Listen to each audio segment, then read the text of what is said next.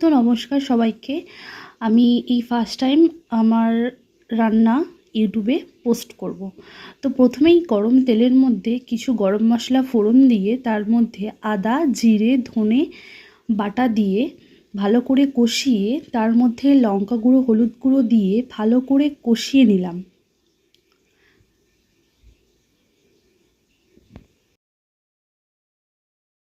এরপর মশলাটি ভালো করে কষানো হয়ে গেলে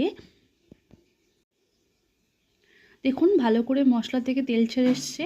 এরপর আমি এখানে দিয়ে দেবো চিনি, একটু কালার হওয়ার জন্য। দিয়ে ভালো করে চিনিটা নাড়তে থাকবো যাতে ক্যারামেল হয়ে গিয়ে একটা সুন্দর কালার তৈরি হয়। তারপর এতে একটু টেস্টের জন্য দিয়ে দিলাম নুন। এরপর দেখুন সুন্দরভাবে তরকারির গা থেকে কালারটা ছেড়ে এসছে।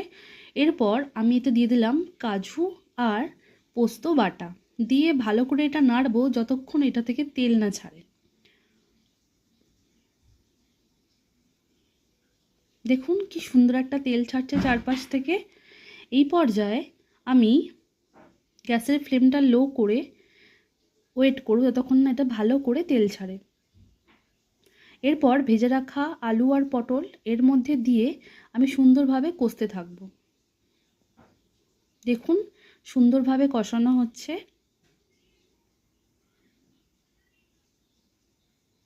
এরপর এই অবস্থায় কষানো অবস্থায় আমি এতে হালকা একটু জল অ্যাড করব যাতে কষানোটা আরও ভালোভাবে হয়।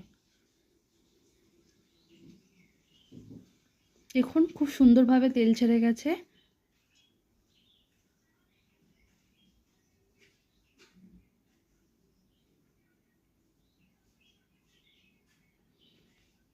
দেখুন খুব সুন্দরভাবে তেল ছেড়ে গিয়েছে।